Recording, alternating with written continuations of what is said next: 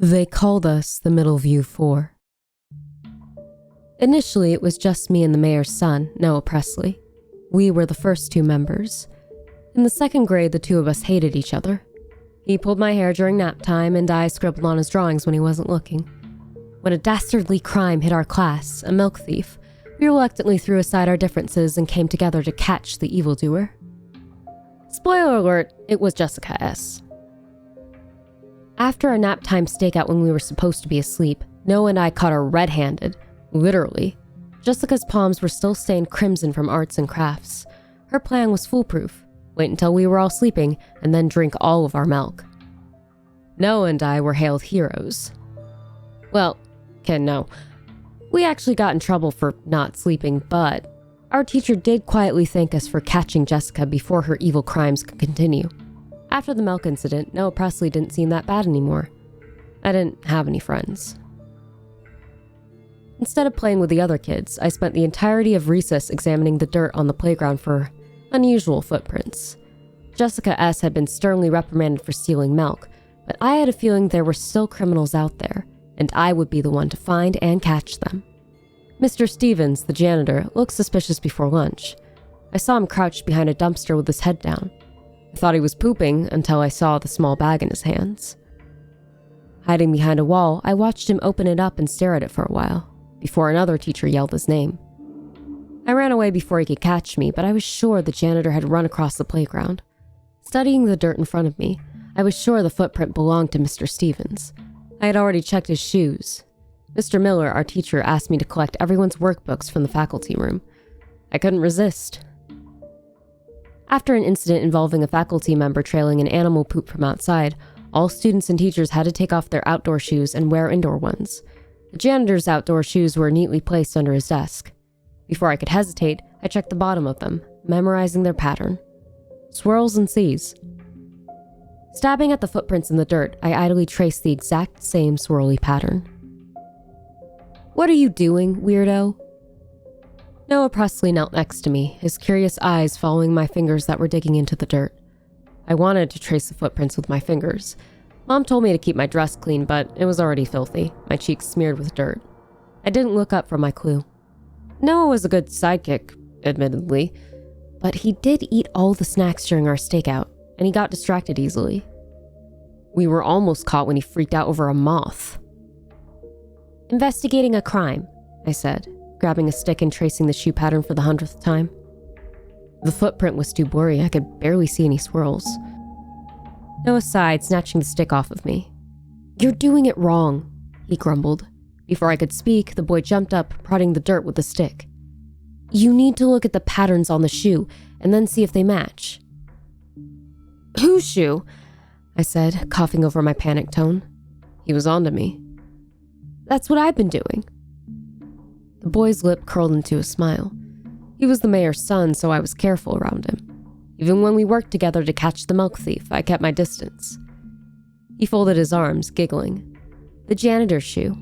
I saw you spying on him when he was eating white powder." I stepped back. "I wasn't spying." Noah followed me, mocking my backing away. Another step and he was standing on my shoes. "You were too. I saw you hiding behind the wall before recess. You were spying on the janitor." Ugh. I stuck out my tongue. Boy cooties. Leaning away from him, I pulled a face. "No, I didn't, and you can't prove it." "Yes, I can," he's saying. "I can also prove that you were playing with the janitor's shoes during class time." I dropped the stick, stepping on it. "You wouldn't." He danced back, laughing. "I would." Noah patted his jeans pocket where a phone was nestled inside. He was the only kid allowed a phone in class due to him getting special treatment for being the mayor's son. The boy had 2 incriminating videos that would get me in trouble, maybe in even more trouble than the milk thief. The first one was a clear shot of me playing with the janitor's shoes in the teacher's lounge, and the second exposed me in perfect detail, on my tiptoes trying to peer behind the wall. Immediately, I tried to grab the phone off of him, but Noah Presley had an ulterior motive. "I want to help you," he said, pocketing his phone. When I could only frown at him in confusion, he lowered himself into the dirt. "Old man Critter is hiding something," he murmured, tracing the dirt with his fingers. Noah lifted his head, peering at me through dark brown curls hanging in his eyes. His smile was mischievous, definitely not the type I was used to. The mayor's son was more interesting than I thought. So, let's find out what it is. Old man critter? I questioned. Noah shrugged. He looks like a cockroach. The mystery white powder was cocaine. Obviously. However, to two 7-year-olds, this so-called white powder was a mind-controlling substance, or maybe even something that could end the world. After all, per Noah's detective skills, he saw the woman in public, and she was acting a little strange. Noah and I uncovered our janitor's evil plan after stalking him for weeks, writing our findings in crayon, and staking out his house when we were supposed to be playing in the park. I became a regular visitor to the Presley household, and Noah's father wasn't as bad as I thought. He gave me cookies when I stayed over. Look, we were 7 years old, so our findings weren't exactly concrete. But we still managed to uncover the clues leading to catching the janitor. There was a strange woman who met up with him outside the school gates at lunchtime. After some digging, we concluded she was buying the white powder from him. We managed to get a picture. Noah told the principal, presenting the evidence, and the janitor was fired for the possession of foreign substances. Noah and I were also reprimanded, again, for sticking our noses into business which wasn't ours. The adults tried to tell us the white powder was not bad and was in fact candy. My parents were called, and Noah's father did not look happy to be there, sending Noah scary death glares across the principal's desk. My mother stood up and apologized for my behavior, blaming my imagination on the cartoons I was watching. In front of my mom, I brought up the argument that a teacher wouldn't be selling candy to a woman. I received the look in return, but I didn't back down. She shook her head stubbornly, refusing to believe we were onto something, gently grabbing my hand and pulling me into my seat. I was threatened with zero dessert for a week and no cartoons, which did shut me up eventually. There was no way I was missing Saturday morning adventure time. The adults seemed to have won this silent battle, and the principal began a speech which was basically, children tend to have vivid imaginations, but will grow out of it. That was until a bored-looking Noah jumped out of his chair and grabbed the seized baggie of white powder, ripping it open, his mouth curling into a grin. Well, if it's candy, I can eat it, right? Following a loud cacophony of "No!" from the adults who really thought a 7-year-old was about to down half a pound of cocaine, and my mother almost fainting, our disgruntled parents finally agreed to take our claims seriously. The principal searched the janitor's locker, and sure enough, he pulled out multiple bags of white powder. Old man Critter had an audience of kids and faculty when he was being led away. Noah and I stood at the front. I remember him twisting around, teeth clenched in a manic snarl, saliva dripping down his chin. "I'll get you, you little brats, I'll fucking find you!" That was the day we found our third member. I opened my mouth to shout back at him, but my mother was quick to shut me up. Mei Lee, who was standing between me and Noah, nudged me, and then elbowed him hard enough to get a hiss out of the boy. Mei was half Korean, a tiny girl with orange pigtails who knocked Johnny Summers out during reading time for poking her in the face. Mei scared me.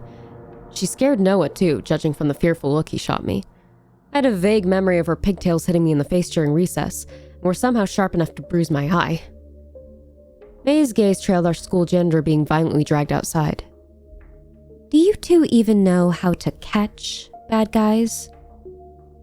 "Yes," Noah mumbled under his breath. "Obviously." He let out another hiss when she hit him again. "Ow!" Noah shoved her back. "Your elbows are pointy." "Well, you're not very good," Mei teased. "I can help you catch bad guys." He snorted. "Oh yeah? What makes you think you can help us?" Mei proved herself a few weeks later when we were on our second official case. Who stole Mrs. Johnson's award-winning carrots?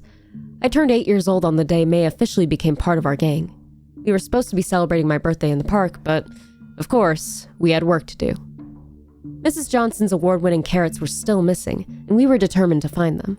After tracking down the missing vegetables to a seedy house at the end of my block, Noah had stupidly decided to check out the inside for himself, leaving me alone with zero help. This was the first time I felt genuine fear striking through me, the first time I wanted to run and crawl under my bed. The carrot thief was, in fact, the crazy old woman who screamed at the cheese in the store, the one Mom told me to stay away from.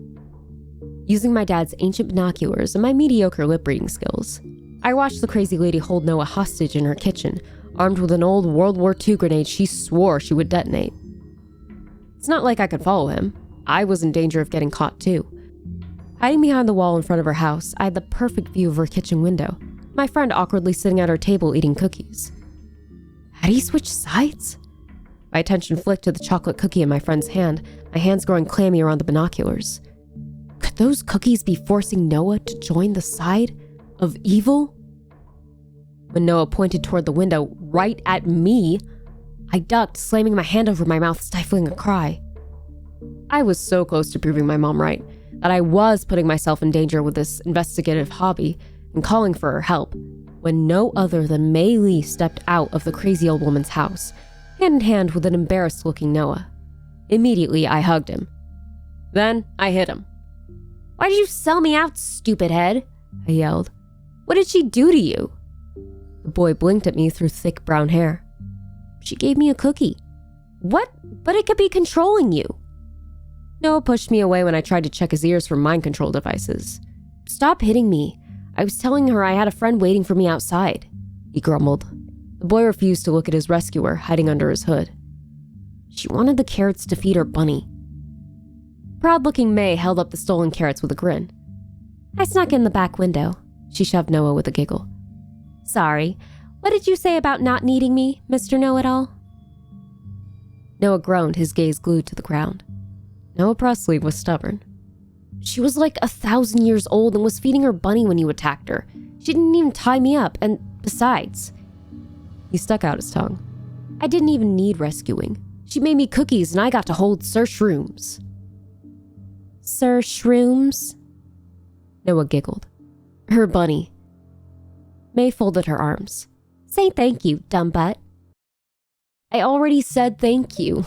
Noah's cheeks were burning bright. "You need to clean your ears." "No, you didn't. I would have heard you." "Thank you," Noah muttered under his breath. The girl snickered. "What did you say, Noah?" "I said thank you." The boy ducked his head and I couldn't resist a giggle. He still refused to acknowledge being rescued by a girl. "You're still stupid." Despite Noah making it clear he did not want another member joining our secret gang, we welcomed May into our group with our ritual, which was a chocolate cupcake and pushing her into the town lake. I did the same to Noah, and the tradition kind of stuck. But May wasn't just valuable to us for her fighting skills. She could talk her way out of a situation too. Noah and I got stuck in the principal's private bathroom investigating a small case of a stolen phone from a classmate. Our prime suspect was the principal himself, who had been the last person with it. I was convinced he'd stuffed the phone in his bathroom trash after accidentally breaking it. We found numbers for phone repairs on his laptop. Noah and I were searching the trash when he came back from lunch early. If May wasn't there to interrogate him on his favorite video games, we would have been caught. That year, we were rewarded a special Junior Police Award at the Christmas parade for solving the mystery behind the disappearing holiday decorations, a teenage girl who wanted to ruin Christmas for everyone. I still remember Mom's scowl in the crowd. She really did not like my obsession with finding and bringing Middleview criminals to justice. Starting 4th grade, we became a trio of wannabe detectives, and even earned a name for ourselves, the Middleview 3. Mom tried to keep me inside, but by the age of 10, we were getting tip-offs from the sheriff's daughter. We found missing cats, tracked down stolen vegetables, even found a baby. When our names started to appear in the local gazette, Mom grounded me for 2 weeks, and Noah's father threatened to send him to private school. May's mother was strangely supportive, though, often providing snacks for stakeouts, and when Noah cut his knee chasing a runaway dog, stitching him back up, and not telling our parents. We were on our 5th or 6th case when a new kid joined our class halfway through the year. I wasn't concentrating, already planning out our stakeout in my notebook. It was our first serious case. All of 3rd grade had gotten food poisoning the previous day, and I was already suspicious of the new lunch lady. I swore she spat in my lunch, and May came down with a stomach flu after eating slimy-looking hamburger helper. The new kid didn't get my attention until he ignored our teacher's prompt to tell us 3 interesting facts about himself, and proudly introduced himself as the 4th member of the Middleview 4. Noah, who was sitting behind me, kicked my seat. May threw her workbook at me. They had a habit of resorting to violence when I was daydreaming. Lifting my head, I blinked at a private school kid standing in front of the class with far too much confidence. A grin stretched across his mouth. Rich, judging by his actual school uniform and the tinge of a British accent. The kid had dark blonde hair and freckles. "My name is Eris Kane," he announced loudly, "and I want to join the Middleview 4. "Middleview 3, Noah corrected with a scoff, when 15 pairs of eyes turned to us. I turned in my chair to shoot him a warning look. His death glare was typical. "We don't need anyone else," he said through a pencil lodged between his teeth. The mayor's son had grown fiercely protective of our little gang. I could already sense his irritation that some random kid was trying to join us.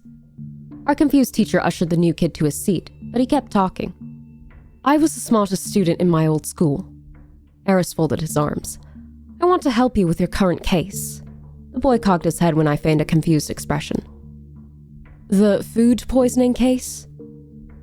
He nodded at my notebook.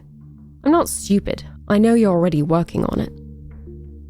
Eris strolled over to Noah's desk and pulled out the boy's notes from under his workbooks. Noah had been studying the footage we salvaged from the faculty lounge.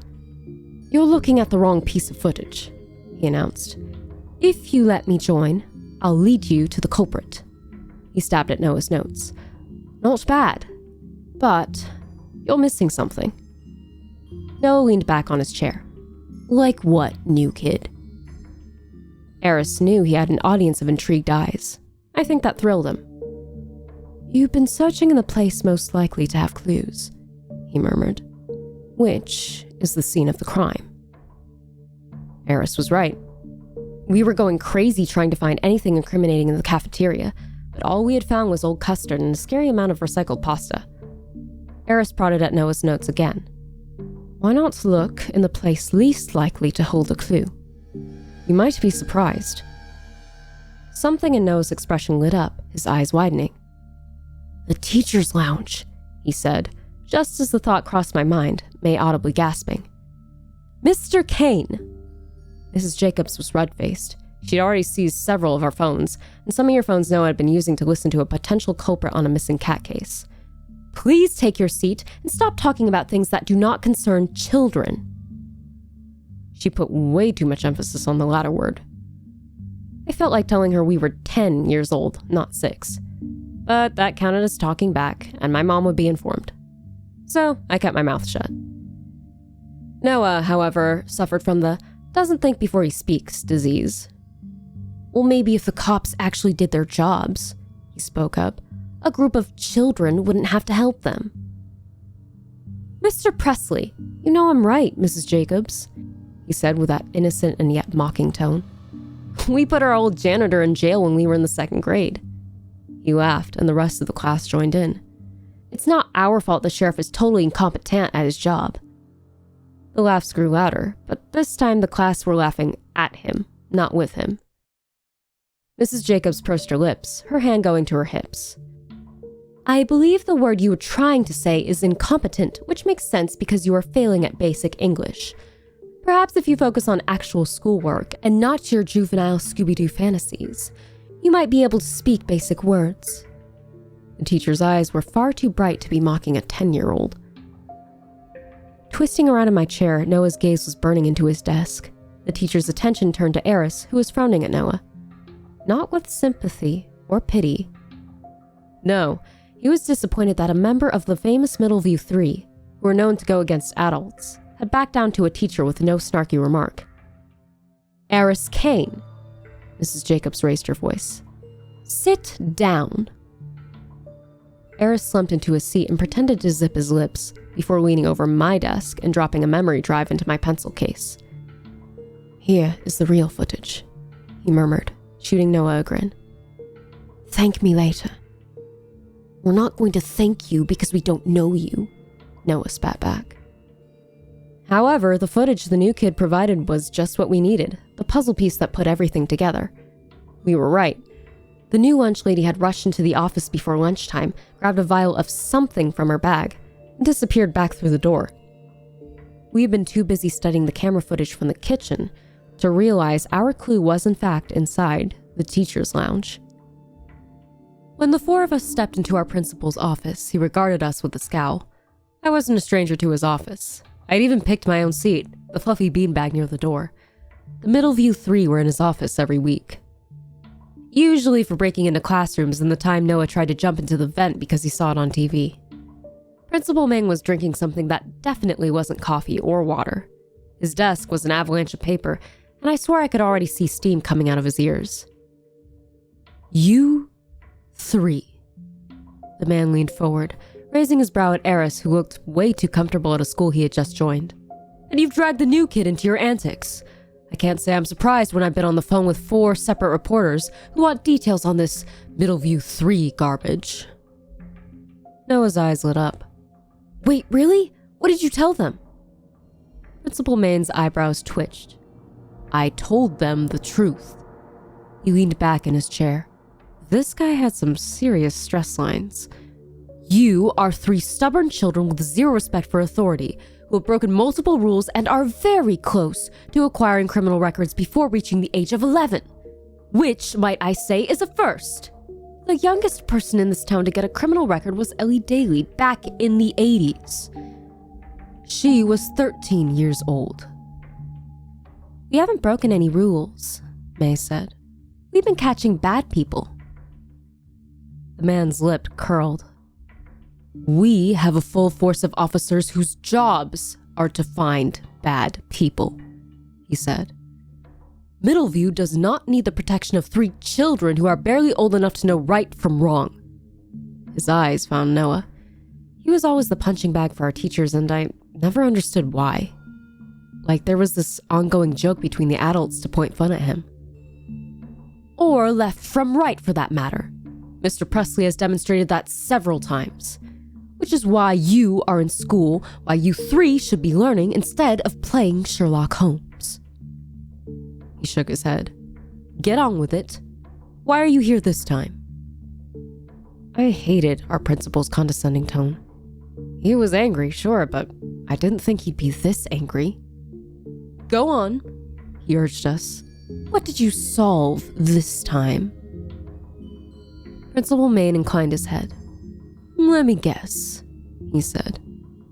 You found the Zodiac Killer. Well, that's quite the achievement.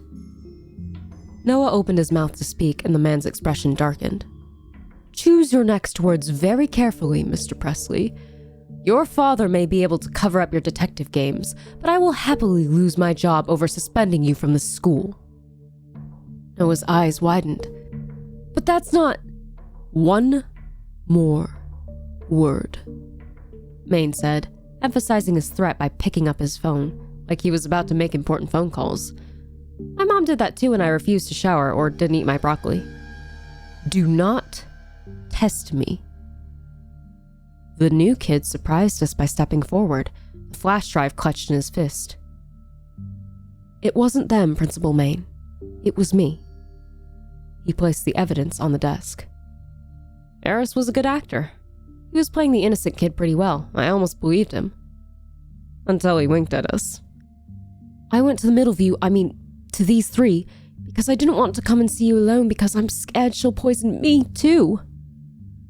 Eris dramatized a sob, and in the corner of my eye, Noah's eyes rolled to the back of his head. May, however, was entranced, her eyes wide. The performance was award-worthy. The shaking hands, a slight stutter in his words that was subtle enough to be noticeable, but not enough to be faking it. Eris Kane was already our 4th member, and all of us knew it. Principal Maine took the flash drive, a frown creasing his expression. He inserted it into his laptop, and just from studying his expression as he watched the footage, widening eyes and slightly parted lips that were definitely stifling bad words, I knew we had him. Eris made sure to give a commentary, which wasn't necessary, but I did enjoy the look on our principal's shell-shocked face. That's the new lunch lady, Eris pointed out. He started to lean over to prod the screen, but seeing the visible veins pulsing in our principal's forehead, the 3 of us dragged him back. Eris stumbled, and we tightened our grip. I was already smiling, and even Noah was trying to hide a grin. This kid was definitely a member of the Middleview 3. I haven't met her, but as you can see, she is putting something into the 3rd graders' food. Poison, May nodded. Or, according to the police report, Maine went deathly pale. Salmonella, Noah finished with a smirk. The man didn't react. But he did shut his laptop and excuse himself, immediately calling the cops. I was grounded again after the food poisoning case. Worse still, I got sick for 2 weeks and was bedridden, so I missed out on 2 cases involving stolen birthday decorations. Noah was insistent that the new kid was not joining us. I received a multitude of texts cramming up my mom's notifications. She ended up muting him. He's not joining. I don't care how smart he is. I don't like him, and I'm technically the first member. May is being stupid. We can talk when you're better. Get well soon, okay? 2 weeks later, I stepped into class, and Noah had taken the seat next to Eris, the two of them enveloped in the mountain of Pokemon cards on Eris's desk.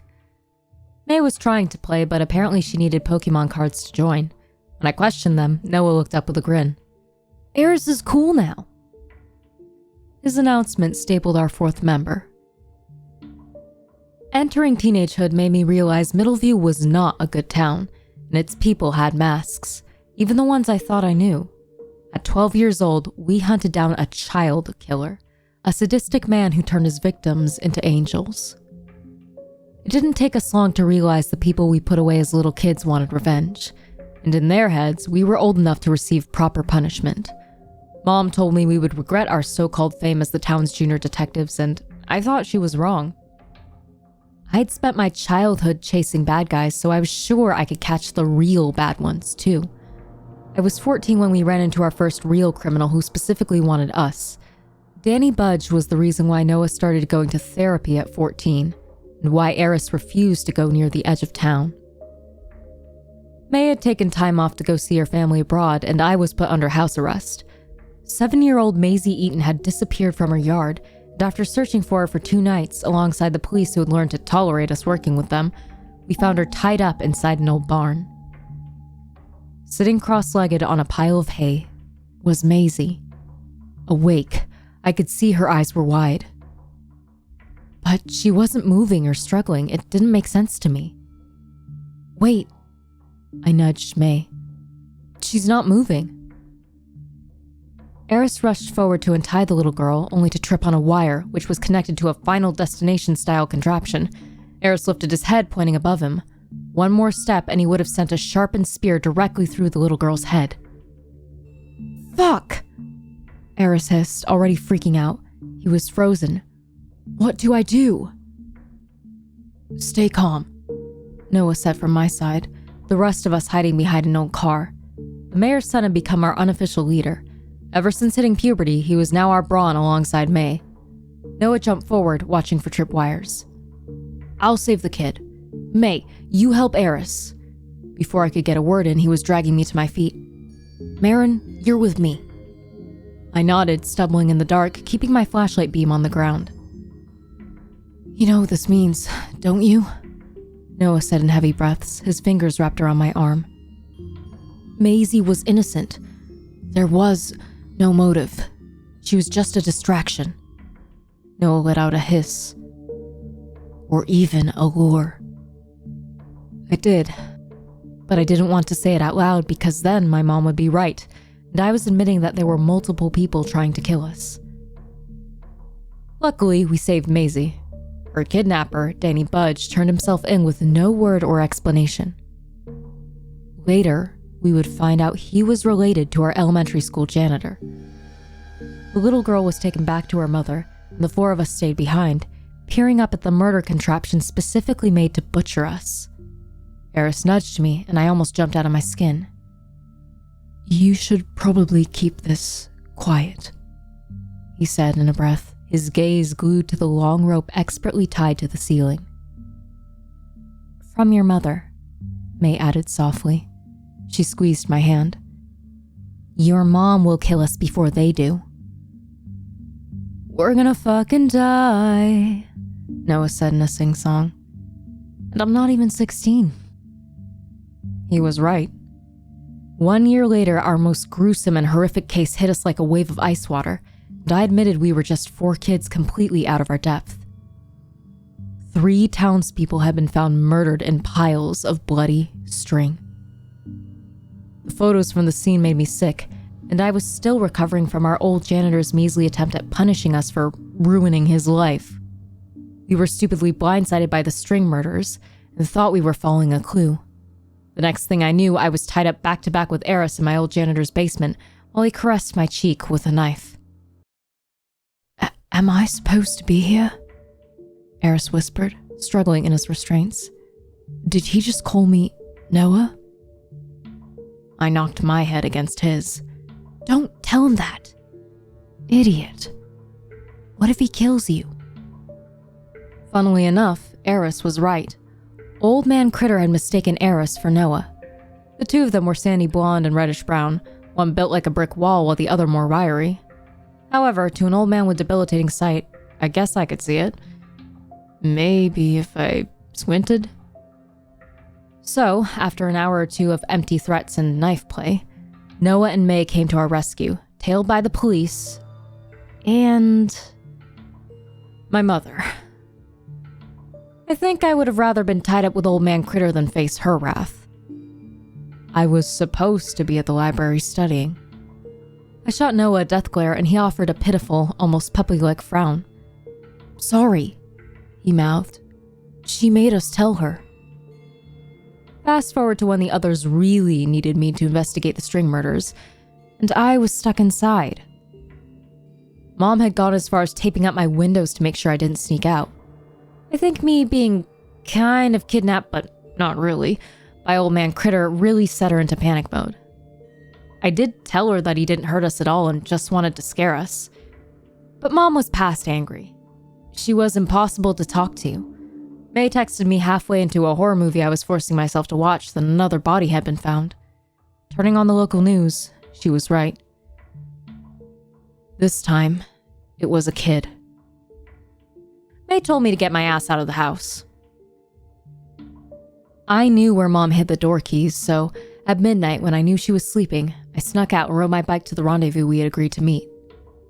May was already there, a flashlight in her mouth, fingers wrapped around her handlebars. The boys? I whispered, joining her. They're already there, she said through a mouthful of flashlight. Let's go! Eris was 99.9% sure we would find a clue inside the old string factory, so that's where we headed. Noah and Eris were already waiting outside, armed with flashlights. The two of them were quieter than normal. They didn't greet me or tease my absence from the gang. Okay, so here's what we're going to do, Noah announced. His voice swam in and out of my mind when I tipped my head back, drinking in the foreboding building in front of us. A shiver crept its way down my spine, and suddenly I felt sick to my stomach, like something had come apart in my mind. I stumbled back, but something pulled me forwards, my mouth filling with phantom bugs skittering on my tongue. I really didn't want to go in there. I could sense my body was moving, but I wasn't the one in control. Looking up, there was something there at the corner of my eye. It was above me and around me, everywhere, sliced in between everything. I couldn't look. I wasn't allowed to look. Marin? Noah twisted around to look at me, and his face caught in the dull light of the moon. Hey, are you coming? Blinking rapidly, I nodded despite seeing it with Noah too. I couldn't look. I wasn't allowed. Dude, are you good? My vision was blurring and a scream was clawing its way up my throat. I took a step back, my eyes following his every movement. Noah. I didn't realize his name was slipping from my lips, a rooted fear I didn't understand setting my body into fight or flight. Why? I choked back tears. Why do you look like that? I held out my own hands, hot tears filling my eyes. I looked up into the sky at crisscrosses that didn't even make sense. Yeah, I'm coming. My mouth moved for me and I joined the others, pushing open the large wooden door. I didn't remember anything past the old wooden door we pushed through. Going back to that memory over and over again, all I remembered was pushing the door.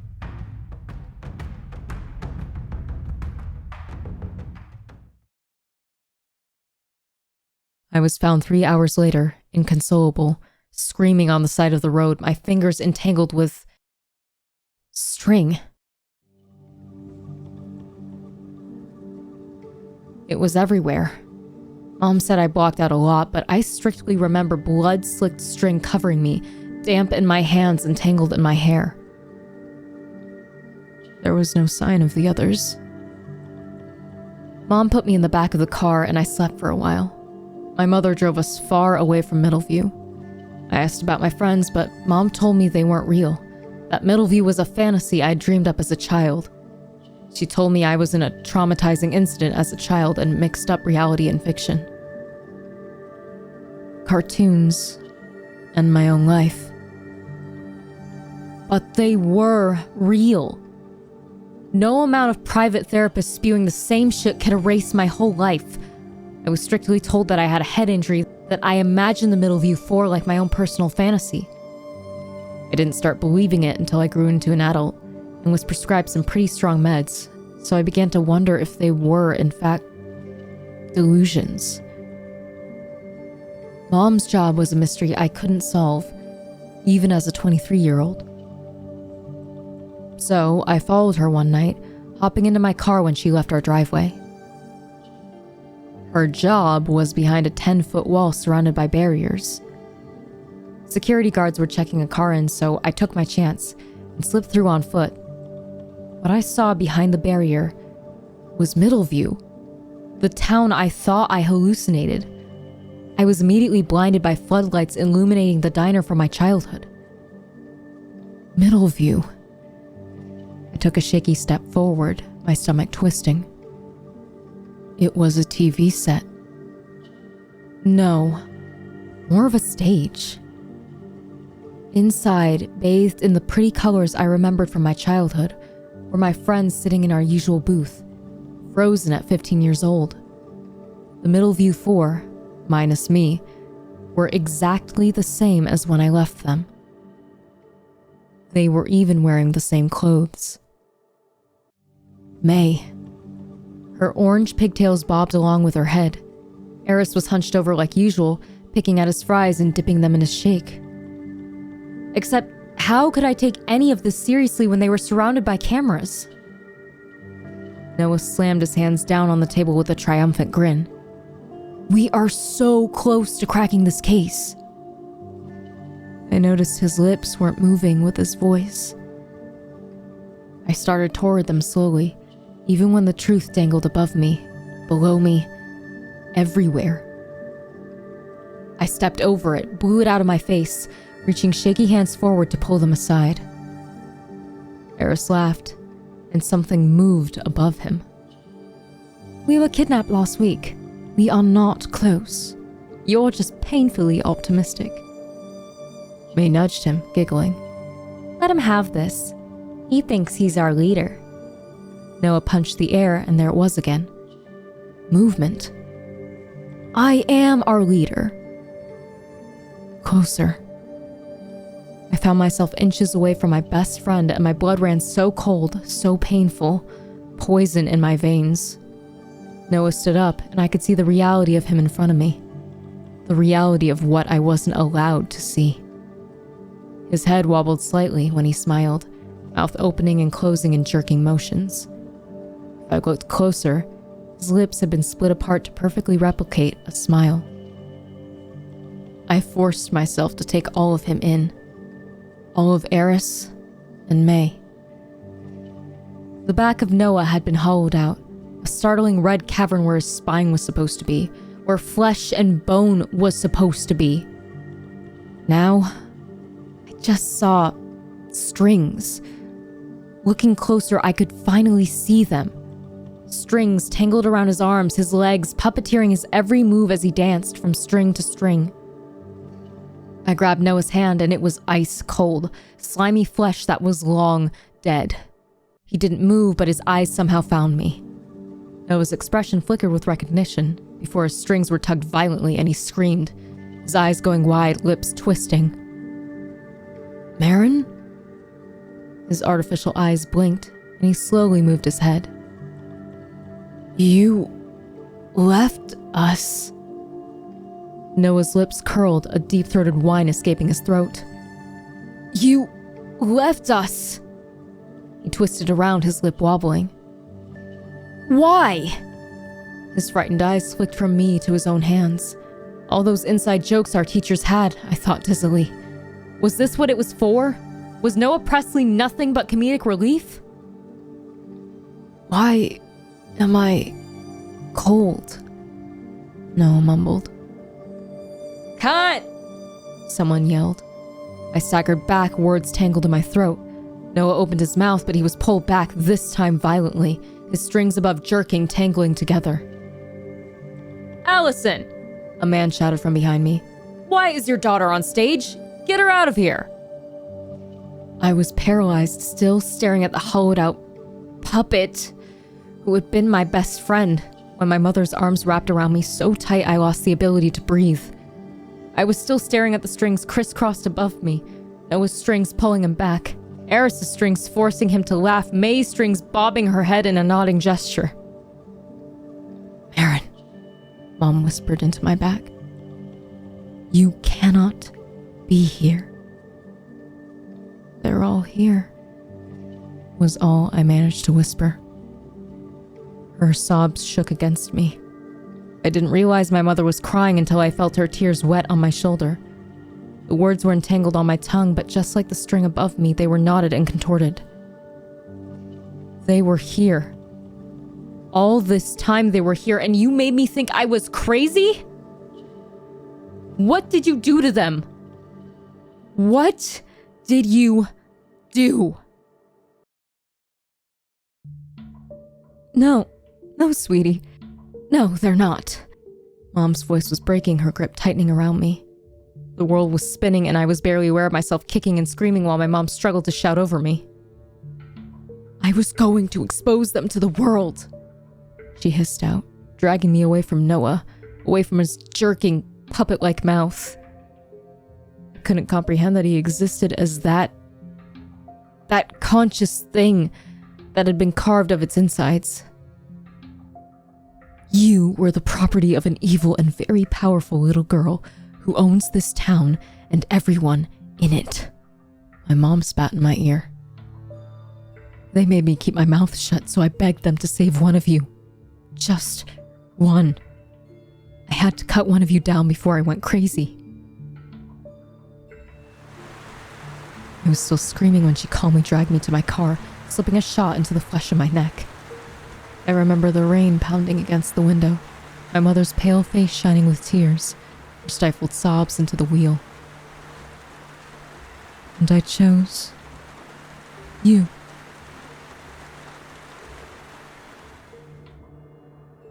I woke up the next morning with what was supposed to be a wiped memory. But I wasn't lucky enough to forget. I am terrified of her finding out I remember her exact words from the car ride home. I'm scared she, or her work, will make me forget them. For real. Mom told me that I once had strings too. Strings that cut through me, cruelly entangling around me, suffocating my mind and controlling my every move. Strings that would soon pierce through me and turn me into a little girl's doll. But she saved me, cutting me down when I was still human. And now, I guess I am a real girl.